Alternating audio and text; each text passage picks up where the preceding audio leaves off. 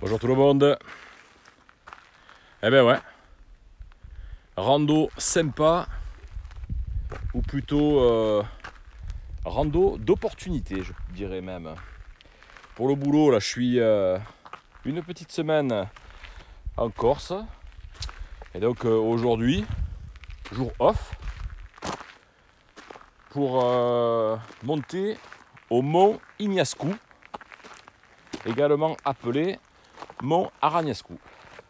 Alors c'est une petite rando en boucle qui va nous permettre d'arriver sur un point haut, le mont Ignascou, qui domine tout le golfe d'Ajaccio. Donc j'espère d'en haut que le temps se sera complètement dégagé et qu'on pourra faire un superbe tour d'horizon. Ça m'étonnerait qu'on puisse voir le continent, mais sait-on jamais.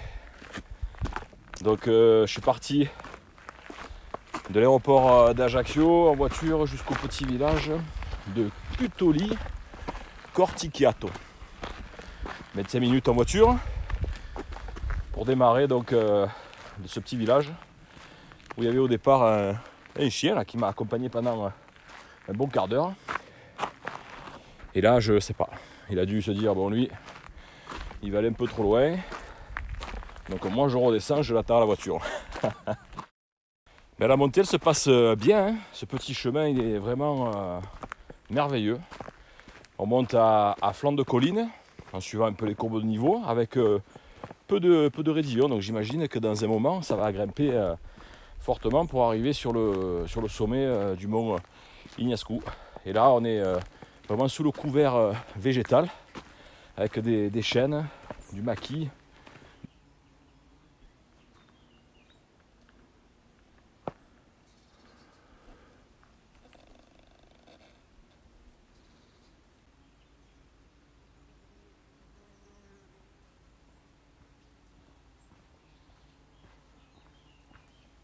Et de temps en temps, on a des jolis points de vue. Donc je poursuis cette montée super tranquille.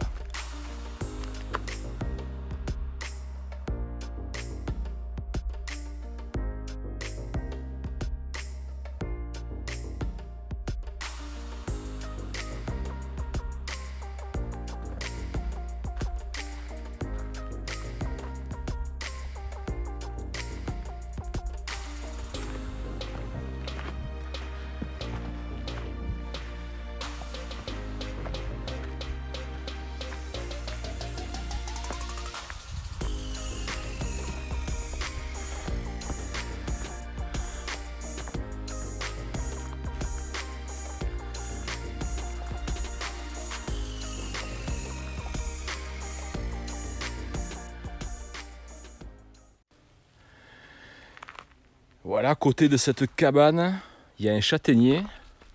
Alors pas celui que je vous ai montré là, en sortant de la cabane, mais celui-là. Celui-là, il est énorme. Énorme, avec un tronc qui doit faire 2 mètres de diamètre. Là, je fais le tour là. Non, sans deck. Ah, avec moi à côté, je parais minuscule. Je sais pas, moi... quelque chose qui doit avoir au moins 200 ans, quoi. Énorme. Regardez-moi ça. Fabuleux.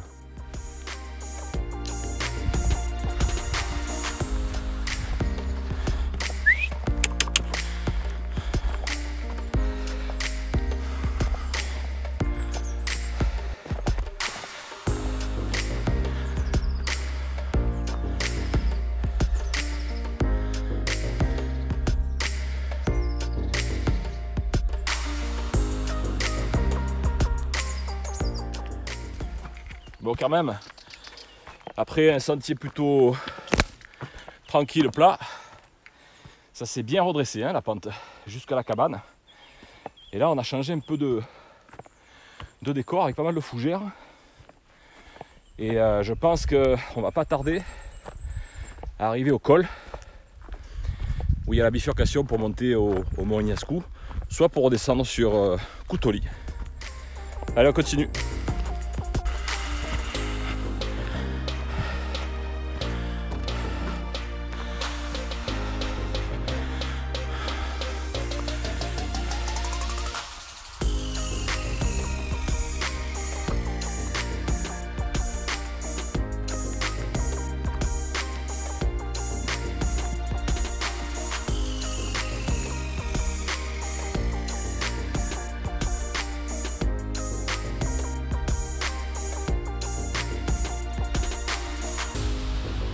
là, je crois que malgré les nuages, on devrait voir quelque chose de merveilleux. Ben lui, c'est lui qui était au début, je l'ai perdu de vue. Et dans la montée, d'un coup, il est sorti de nulle part. Il m'a même surpris. En plus, j'entendais gueuler des sangliers un peu plus loin là. Donc j'ai eu un peu peur.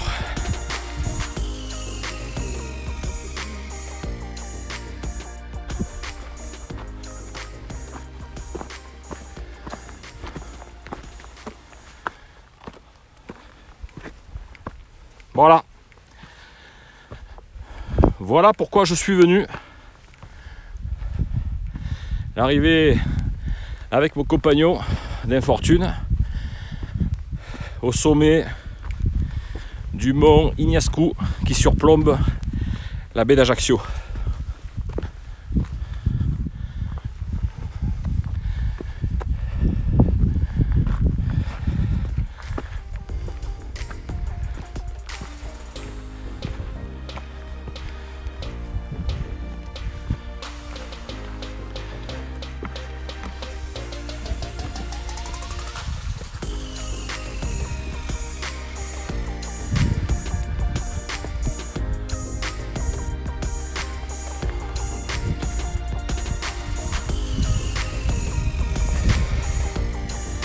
Voilà,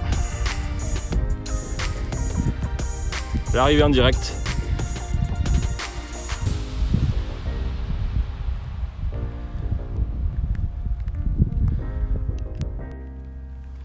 Voilà donc depuis le sommet du mont Ignascou, appelé également mont Aranyascu. Pour pas changer ces temps-ci, ben, j'arrive sous la pluie. Donc qu'est-ce qu'on peut apercevoir? Le golfe d'Ajaccio avec Ajaccio en bas. Un peu plus loin dans les nuages, c'est le golfe de Sagone.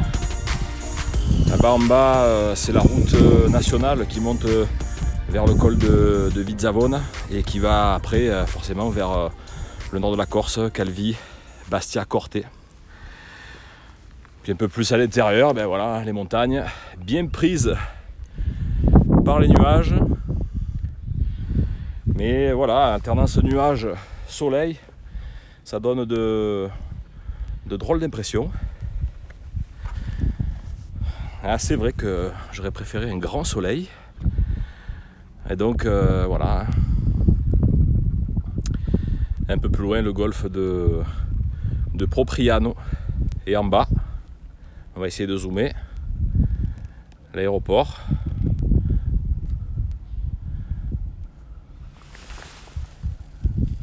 Les apercevoir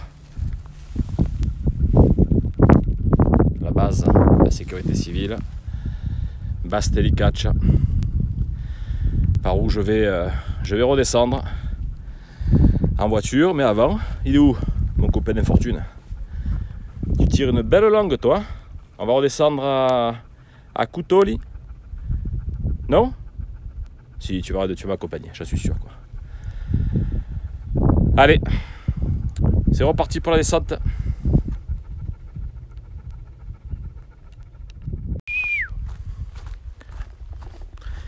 Allez, direction Col San Petru pour descendre sur Cutoli.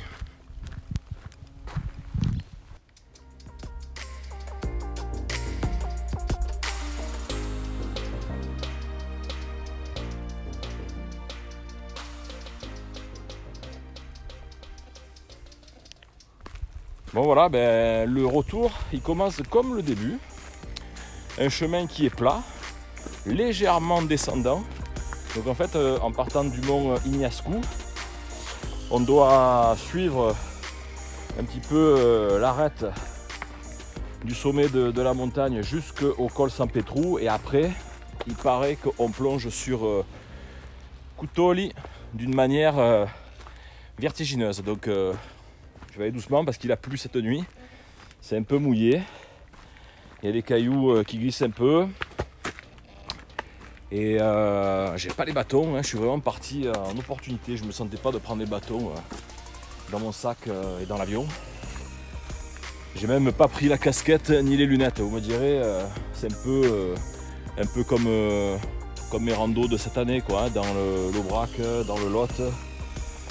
C'est soleil, mais aussi beaucoup de nuages et un petit peu de pluie. Donc voilà, allez, hein, je continue ma descente et on se retrouve un peu plus loin. Par contre, mon compagnon d'infortune, le chien, je pense qu'il a dû prendre le chemin par lequel on est monté. Là, je ne le vois plus.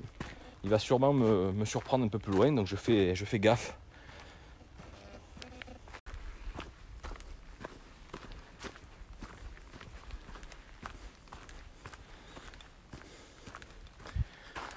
C'est assez singulier, hein. Vraiment dans le cœur du maquis. Tantôt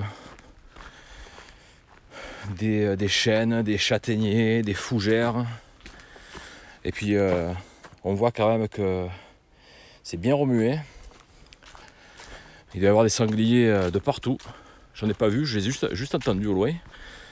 À vrai dire, j'espère pas trop les voir ou les croiser parce qu'il n'y a pas trop de branches pour se prendre un peu de hauteur. Voilà, l'enchevêtrement de ce maquis. Et j'ai mon guide, hein. Il m'a retrouvé. Oh, ça va chien? Tu as senti quoi là? Ah, c'est quand même impressionnant. Cet enchevêtrement de végétation. Donc on imagine que les porcs là-dessous, ils doivent bien s'abriter de la chaleur. D'ailleurs, il pleut au-dessus. Et pour l'instant, je sens rien. Tu te reposes? Allez, on y va, allez.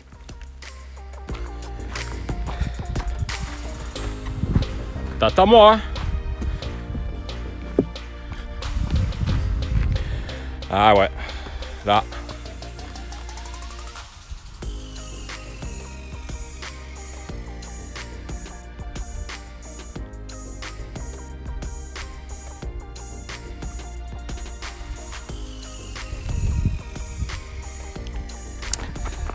Et voilà, encore de superbes sentiers avec des vues toujours magnifiques, même si c'est un peu embrumé.